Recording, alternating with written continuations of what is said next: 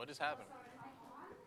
Good evening and welcome inside the beautiful Notre Dame television studios on the second floor of the Duncan Student Center. Tonight is the first ever edition of Shamrock Sports at Night. It's a pleasure to be with you. My name is Grant Delvecchio, and I have the honor of being alongside my broadcast partner and good friend, Paul Farrington. Paul, it's just great to be here, man. Yeah, it's nice to be back in the studio. Good to be on campus. Haven't been sent home yet, so see how long we stay. Paul, I got to ask, before we get into our whole spiel with the sports, you're a senior now, 4-year loyal Carroll man. Talk to me about what this semester has been like so far and maybe one thing you're hopeful for moving forward. Well, I'm hopeful we get to stay on campus for the rest of the semester. That's right off the bat. But yeah, being a senior, it's different, you know, especially in a semester where football, there's not 80,000 people in the stadium, where we have 10,000 now. It's definitely changing, but you get a little sad walking around. You walk by some places where you've been before, and you know it moves you a little bit. Definitely. Well, we've got a bunch to talk about tonight. Last night marked the official start of the expanded fall athletic season for Notre Dame sports teams, including the opening matches for both Notre Dame men's and women's soccer. Paul, let's get right into it. Starting off with Notre Dame women's team, head coach Nate Norman entering his third year. His first year with the team 2 seasons ago definitely did not go as planned. The Notre Dame women's team actually had a losing record for the first time in program history. Last season, they bounced back a little bit, had a winning record, found double-digit wins. Entering into this season, before we talk about last night's game, what does this season mean, especially for head coach Nate Norman? Well, it means a lot. Last year, we've talked about in private, the 6-0 start to the season, a red-hot start for this women's team. And you take a look at where they got to. They got to the ACC tournament. They got to the NCAA tournament. So Nate Norman, he's looking to get back there. We'll talk later about the preseason poll, not exactly predicting that, but that's got to be the starting place. Get back to the ACC tournament and hopefully get back to the NCAA tournament. I'd have to agree with you there, Paul. And now, moving over to last night, not a lot of positives to take from the game. It ended up being a 5-0 loss for the women's team. They played a really competitive and really experienced and battle-tested Florida State team. Talk a little bit about the game, Paul. Well, last night, yeah, we talk positives and negatives here. Not many positives to take from the game. The good thing is, early in the season, we're looking at, you know, they're playing a very good Florida State team. This Florida State team is ranked number 2 in the ACC coming in. The preseason poll, they're returning a lot of really solid players. But right off the bat, Yuji Zhao, All-American midfielder for Florida State, was just sensational. There's nothing you can do when she's scoring the kind of goals she scored last night. It's a difficult game against a really good team. Definitely. And Florida State 2 seasons ago were the national champions. Last season they made it all the way to the quarterfinals. For the Irish, though, they also were returning a bunch of production from their goal scoring and their point scoring last season, but none of that showed up last night, Paul. No, you mentioned returning players. You have Eva Herm, you have Sammy Fisher. Those two were 1 and 2 in goals last year for this Notre Dame women's team.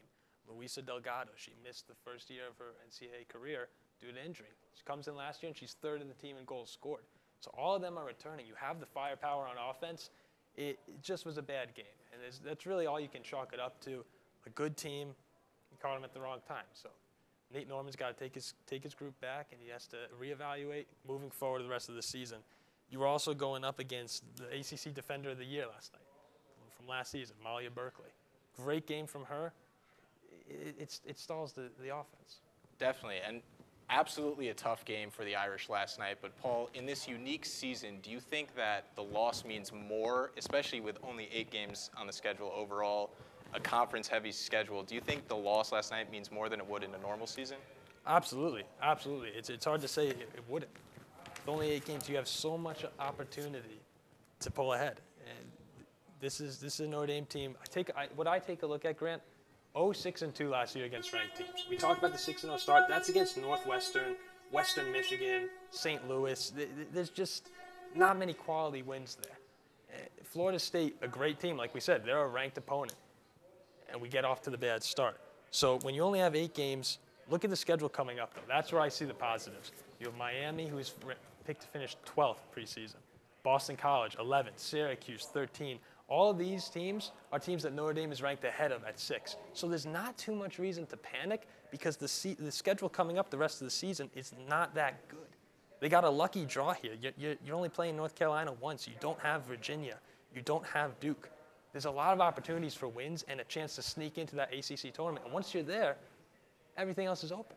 Absolutely. And Coach Nate Norman, I know a blemish on his early resume is the losing season in his first season, although he had 10 new freshmen that season, and there were 10 new freshmen coming in on the season before. So definitely an upward trend as we saw the team have a winning record last year. Not the greatest start that they got off to this season, but transitioning into the men's game now, Paul. Last night they opened up with a non-conference game against Kentucky, and they ultimately pulled out the victory 1-0. What did you see? What did you like from the Irish? Well, it was a slow game to watch, especially for the first half. Jack Lynn subs out in the 24th minute. Daniel Russo comes in for the Irish, winds up being the goal scorer. You don't like to see your star player, Lynn, come out early if you're Notre Dame, but you're happy to see a goal for Russo. A freshman comes in and scores. Chad Riley has to be happy with that production right there. But first half of the game, Notre Dame outshoots Kentucky 6-4. It was a lot of midfield control. Your guy, Muhammad Omar, he played really well. And that's what I saw in the first half. Midfield Absolutely. Control. And Jack Lynn came out in the 24th minute for freshman Daniel Russo. Lynn is an absolutely phenomenal player for the Irish. Last year in his sophomore campaign, led the team with 10 goals, 5 of which were game winners for the team. He is a little bit injured, has a bit of a leg injury, but the team is working him back, and definitely a good sign that a freshman, Daniel Russo, came in to replace one of the best strikers for Notre Dame and actually ended up scoring the game-winning goal. Definitely a true test for Riley and his squad. Yeah, and just to point out another positive, you had Keegan Mclaughlin in goal. He had a career-high 4 saves last night, and he's been now in 4 games, and 5 games, started 4, has not allowed a single goal for Notre Dame so far in his career. So it's a positive there, seeing that you put up a shutout, it's always a good sign. You always want to be building momentum. And again, this is a 6-game season. This is a shorter season than the women's schedule.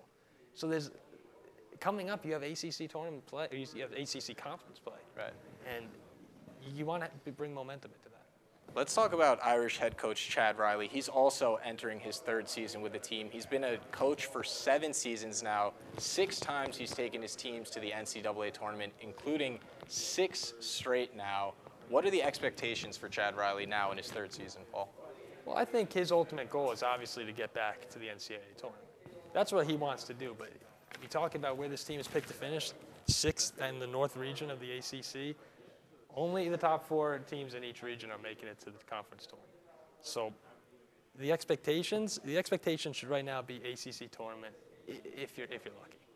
And talking specifically to last night, can we talk a little bit about the positives and negatives? You mentioned strong defensive play for the Irish. Yeah, no, they played very well defensively last night. Stalled most of Kentucky's opportunities in front of the net. My issue with the team actually came on the offensive side of the ball, because Notre Dame had a chance to really put the game away earlier than they did. 1-0 game. It's tight the whole way, but Chad Riley used the word sharper. He wants the team to be sharper in their execution. There were quite a few opportunities Notre Dame missed earlier in the game that they had. It could have made for an easier night. Absolutely. Notre Dame was able to control the pace of play, though. They had a ton of quarters. They had great plays from veteran players like Aiden McFadden, Mo Omar, we mentioned. Senan Farrelly played very well for the defensive side of the ball. So definitely a ton of positives that Chad Riley's team can take out of that game.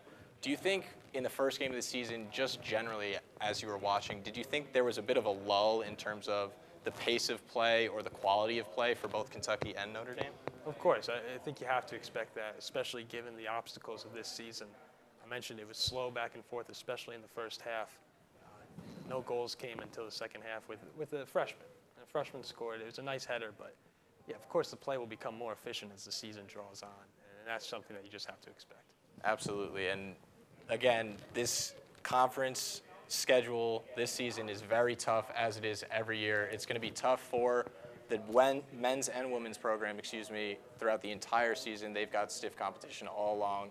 We're hoping that they perform at a high level, though, throughout. Yeah, and real quick, just to touch on the schedule. I know we talked about the women's.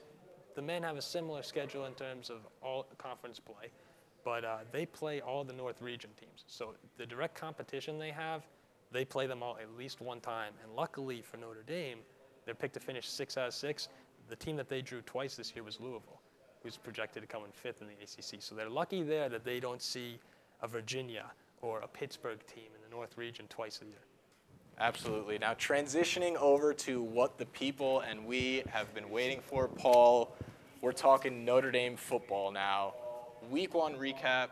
Talk to me about what it was to be there and to have Notre Dame football back on campus. I think everyone's just happy to, like you said, just happy to be in the stadium. Different feeling, of course, not having 80,000 people, but when they play and the band plays and they have shipping up to Boston, you get that excitement back in you. I don't know if you felt it. I definitely felt that last weekend. I'm looking forward to tomorrow.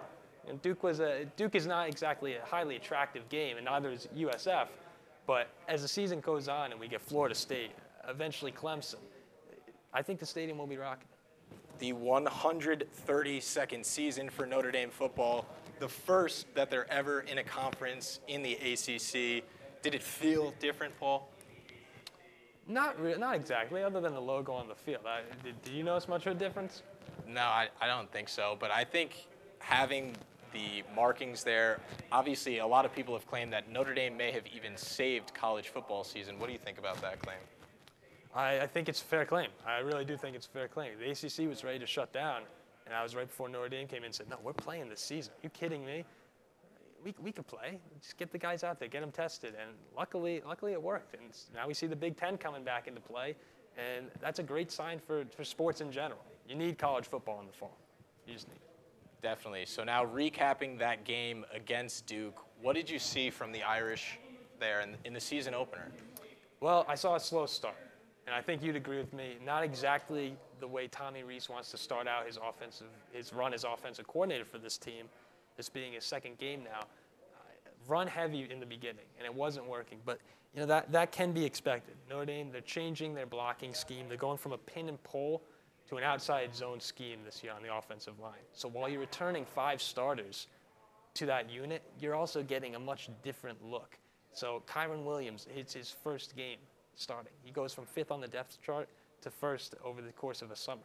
There's expected, you're going to have a couple challenges to overcome. And that's what we saw in the first few drives. Right, and 3 straight 3-and-outs to start the game is definitely not how Tommy Rees or anyone for Notre Dame football was hoping the game would start. Though I am curious what you think about Kyron Williams' performance specifically against Duke. I mean, it was his first career start. He didn't get a lot of touches last season, and he ended up scoring 2 touchdowns and being awarded the game ball at the end of the game. Well, yeah, we talked about Kyron Williams, 26 yards all last season. He finishes the game with over 200 total yards, 112 on the ground. He has 93 receiving yards. 75 of those, to be fair, come on one screenplay.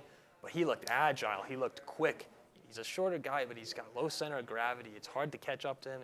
He makes a lot of people miss. He's the kind of running back who can be explosive enough to take over a game. Now, will that work against greater competition later in the year? We'll see. But for now, Kyron Williams, you have to be impressed with his play. Absolutely. And now switching over to quarterback Ian Book, how were you pleased with the way that Book played? I wouldn't say I was exactly pleased with Ian Book this week, Grant. I would say there were some things that he needs to work out, all fixable problems. He winds up throwing for 263 yards, but he still looked skittish in the pocket to me. He had a few inaccurate throws. It was a lot of the same problems we've seen over the past few years for Ian Book. Only 3 receivers had catches in this game. One of them was Lawrence Keys, who had 1 catch. You had Joe Wilkins with 4, and Avery Davis with 3, and one of them, or 2, and one of them was a touchdown, a great catch by Avery. But we need more production from the receiving group. We need Ian Book to take some downfield shots, especially if he's going to struggle in the intermediate range, which he did on Saturday. And do you think that more has to do with Ian Book kind of getting confident with his new guys who he hasn't been throwing to a lot? It was a shortened training camp, a shortened offseason to get reps with the new guys that he's throwing to. Do you think you can attest it maybe to play calling from Tommy Rees that you said was definitely run-centered, or just kind of getting the cobwebs off for Ian Book? I would say it's the cobwebs. You're looking at an offense where Ian Book hasn't played with Ben Skoranek in many games. He hasn't played too often with Joe Wilkins in games. We had Kevin Austin and we had Braden Lenzy out for this one. So Ian Book was experiencing his first game with a lot of receivers, his first heavy game usage with a lot of these receivers. The tight ends look great, though. Tight ends look great, but we need more receiver production if this is going to be a championship caliber season. Absolutely. A little concerning. Notre Dame was outgained 151-13 in the first quarter. Thankfully, they were able to get it back as the game moved on and ultimately won by 2 touchdowns. They beat Duke. Now, switching over to talk about the defensive side of things, Paul, what did you like from Notre Dame's performance on the defensive side of things? Well, the defense was flying around the field all day. First quarter, yes, was a little concerning watching Duke march up and down the field, especially with Chase Bryce being a new quarterback for Duke. You don't want to see a first-year starter for any school go up and down the field on you like he did. But Kyle Hamilton, I mean, he's the real deal. You had Jeremiah Owusu-Koramoah, preseason All-American. These guys, the big names on Notre Dame, they made plays. They made it all day. Luckily, Kyle Hamilton, we avoid a serious injury. I mean, I think everyone was nervous in the stands when he went down, went to the sideline, but it looks like he's okay. Probably not going to play this week. I would hope not. I'm telling you, if he's not 99%, he goes into this game, I'm not going to be happy. But you got to be impressed with the defense. One of the things that I was looking forward to most entering this game was the play at the line of scrimmage. Duke had some veteran edge rushers, especially in Chris Rumph II, who had great seasons prior, and we had 5 offensive starters returning on the Notre Dame offensive line. Do you think that both offensively and defensively, how would you say Notre Dame controlled the line of scrimmage? I think it was a typical Notre Dame performance in the trenches, Grant. We've seen this in the past where Notre Dame is able to wear a team down, especially moving into the second half. Brian Kelly, he talked about not abandoning the identity of the team. And the identity of this team, who Notre Dame wants to be, is a team that runs the ball, run heavy, control the line of scrimmage, and that will open up passing spots for Ian Book, especially as we talked about. His short to intermediate game, that's where he thrives, and that's where Notre Dame really can start to pull away from teams.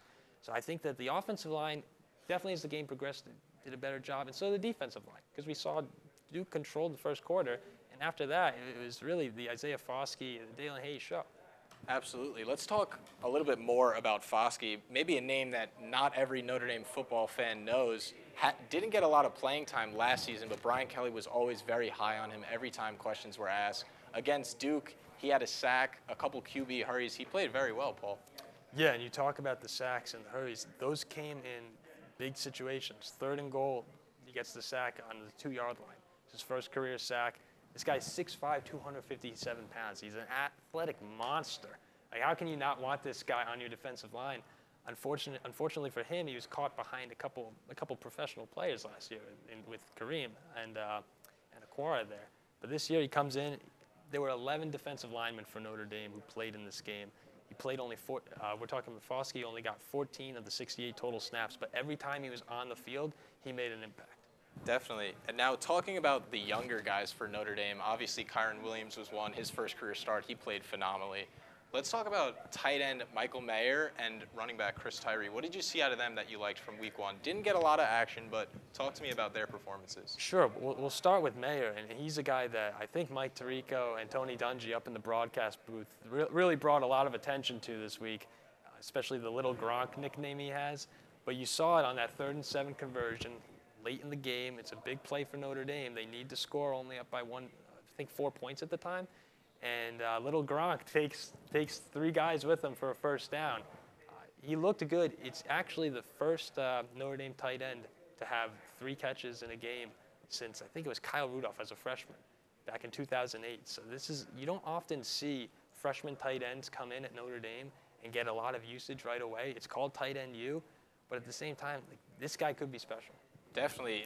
Very remarkable to note that Mayer only played 4 less offensive snaps than veteran tight end Brock Wright, who's a solid guy on the offense for Tommy Rees and company. So definitely someone that's going to see even more increased production as the season moves forward. And Chris Tyree also, he had a great kickoff return, a great run that he broke away for. His speed is the real deal, Paul.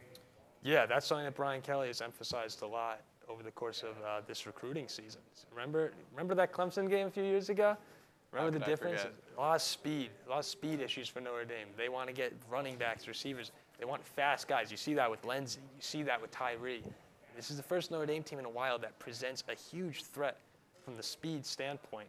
And Chris Tyree, he's going to get worked in more and more. Hopefully this weekend against USF, we see him come into the game if it's being played the way we think it should be. and we'll be able to see some of that on display. We spoke about it a little bit earlier, but now I want to really highlight the wide receiver production, or lack thereof, that was there in the Duke game. I mean, although it's a little concerning that only 4 catches were made by Notre Dame wide receivers, talk to me a little bit about the next man up mentality. I mean, Joe Wilkins is not a guy that everyone expected to be the first wide receiver on the roster to catch a pass this season, but he had 4 catches and led the team in that category. Yeah, I think that's the mentality you have to take with Kevin Austin out, with Braden Lindsey out. They're going to be coming back soon, but this next man up mentality, that's what you need to have. And Notre Dame should be winning these games. Let's make that very clear. Notre Dame should be taking care of Duke and USF. These are great opportunities for Joe Wilkins, for Avery Davis to get snaps, to get reps, where they're able to improve their game. So as we put the bow on top of the Duke game, Paul, tell me what you want to see left in the Duke game, and tell me what you want to see brought forward throughout the rest of the season. Oh, well, I would like to see the rust. I'd like to see the end of the rust for this team. The momentum that they had throughout the fourth quarter on the defensive side of the ball, if they're playing like that, it's going to be tough for a lot of ACC teams to handle this defense. That's what I want to see brought forth. Great. And now tomorrow we have another Notre Dame football game. Again, we'll be masked up, socially distant. It'll be a little different. The alma mater we saw last week was definitely stifling in terms of it being socially distanced, but nonetheless, we got another game tomorrow, Paul. It's against USF. Notre Dame comes in as 25.5-point favorites. What are you expecting from the Irish tomorrow night? Well, I'm expecting them to treat USF like a team that they're favored to beat by 25.5 points. That's what I say. If it's not a dominant showing, then there's cause for concern. This USF team, it's not exactly a talented team all around. You have quarterback Jordan McLeod, who's not a great passer. He's good on his feet, and we saw Chase Bryce expose the Notre Dame defense a few times with his scrambling outside the pocket and on some designed quarterback runs. But you really want to see Notre Dame come out, score early, get some stops early, and dominate from the start. That's what they should do against the USF team. Absolutely, and the slow start is one of the biggest blemishes from the Duke game last week. One thing I definitely want to mention is the last time that USF and Notre Dame faced off against each other was actually one of the most remarkable games in the Brian Kelly era, arguably, here at Notre Dame. It was 2011. USF came in.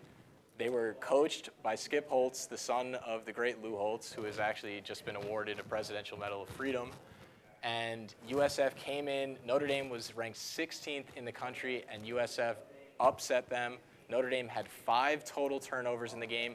Tommy Rees actually appeared in that game, came in after halftime. Halftime was crazy. There was a 2.5-hour lightning delay. Definitely a memorable game. I don't know if tomorrow's game will be as memorable, Paul. Well, I hope it's not, but you can draw more Notre Dame. You can draw more things from the past of Notre Dame. Who's the offensive coordinator for USF? Charlie Weiss Jr. Believe it or not, Charlie Weiss Jr. will be coming to Notre Dame tomorrow, and he's a hot national candidate for future coaching jobs. He's been really good this year, and if you take a look, their head coach is former Clemson co-offensive coordinator Jeff Scott.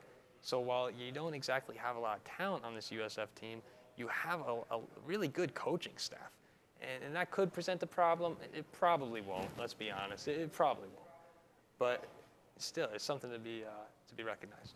You mentioned the first-year coach for USF, a lot of transfer guys on their team. They opened up last week against Citadel, and they won 27-6, a pretty convincing win for them, although they prepared all offseason long leading up to that week 1 against Citadel, which is a triple option team, and now they come into Notre Dame Stadium. How do you think that preparation for the triple option will affect the Bulls playing the Irish?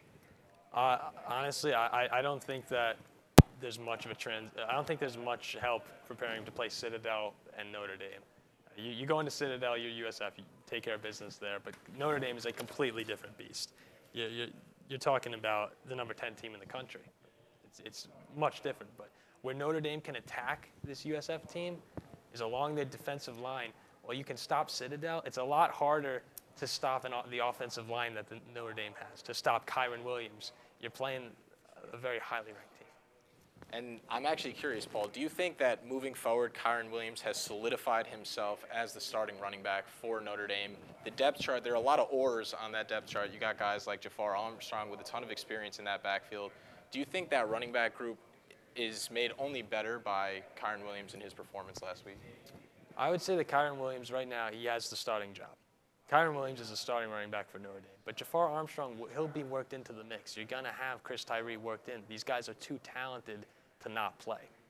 That's the fact here. Is that you'd have too many weapons to not play those guys. So Kyron Williams, he'll get the lion's share of the carries, but you got to play Jafar Armstrong. You got to work him out of the backfield. His receiving skill set is too good.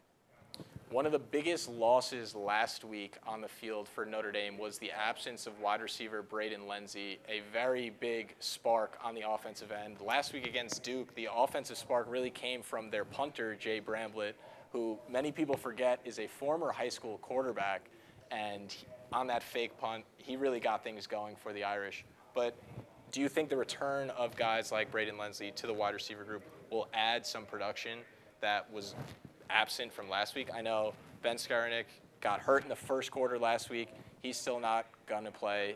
That's what it looks like, at least so far, tomorrow. Do you think the production increases with the presence of Lenzy? And again, as we've mentioned, Ian Book missed some throws last week as well. I mean, he had Lawrence Keys open on a couple deep balls down the field that were overthrown. He missed a couple layups that Coach Kelly noticed. But Coach Kelly also said that the team, their practices this week have been more focused. They've been more poised. And I think any of the shaky rust that was there against Duke really won't be there tomorrow, Paul. Well, yeah, and you talk about Lenzy. What he brings to Notre Dame that they were missing, and Lawrence Keys can only fill the void so much, is that ability to take the top off a defense. You throw Lenzy out at the X position, and you say, just run a go route. His speed, he's an Oregon transfer. You know the Oregon guys are fast. Everyone out there, they can run. So you bring Lenzy back, you get that extra dimension that you're missing last week. That opens things up for Kyron Williams in the running game. All of a sudden, you have a team that can attack you at 3 levels. They can attack you on the ground, the intermediate game, and if Book's able to make the plays, then they can attack you on the deep shot. And when Notre Dame's able to click on all 3 cylinders like that, they're a very difficult team to stop. And that's when you start to hear those national championship whispers. But it's just a matter of bringing it all together.